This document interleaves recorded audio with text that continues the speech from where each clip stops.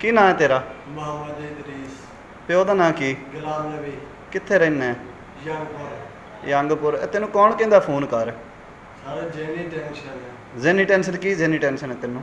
Sir महीने बाद 2 महीने बाद जेनी टेंशन लेनी है। ਅੱਛਾ ਜ਼ੇਨੀ ਟੈਨਸ਼ਨ ਚ ਆ ਕੇ ਮਹਿਕਮਾ ਪੁਲਿਸ ਨੂੰ ਜ਼ਲੀਲ ਕਰਨਾ ਹੈ।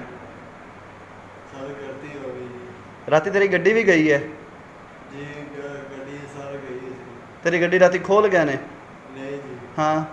वो झूठ बोले सर। ਤੇ ਜਿਹੜੇ ਅੱਗੇ 2 ਬੰਦੇ ਮਰੇ ਨੇ, ਬੰਦੇ ਮਾਰ ਦਿੱਤੇ ਸੀ ਵਾਲੇ ਦਿਨ, ਉਹਨਾਂ ਦਾ ਕੀ ਹੈ? सर वो भी झूठ बोले जी। ਕਿਉਂ ਤੰਗ ਕਰਨਾ ਐਵੇਂ?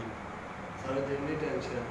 ਪਹਿਲੇ ਵੀ ਕਦੀ ਕਿਸੇ ਨੂੰ ਤੰਗ ਕੀਤਾ ਹੀ ਐਵੇਂ 15 ਤੇ ਕਾਲ ਕਰਕੇ ਜਾਂ ਕਿਸੇ ਹੋਰ ਮਹਿਕਮੇ ਨੂੰ नहीं ਜਾਂ ਲੋਕਾਂ ਨੂੰ? नहीं सर। ਕਿੰਨੇ ਭੈਣ ਭਰਾ ਜੇ? सर 4। ਕਿੰਨੇ ਭਰਾ ਜੇ? 2 4 भरा 2 बहन। 2 ਭੈਣਾਂ ਨੇ। ਬਾਕੀ ਭਰਾ ਤੇਰੇ ਤੋਂ ਵੱਡੇ ਨੇ? वो छोटे हैं। ਛੋਟੇ ਨੇ? ਤੂੰ ਸਾਰਿਆਂ ਤੋਂ ਵੱਡਾ ਹੈ? जी जी। ਵਾਲਦ ਸਾਹਿਬ ਕੀ ਕਰਦੇ ਨੇ? बस साहब उसका एक्सीडेंट हुआ है। ਹੈਂ?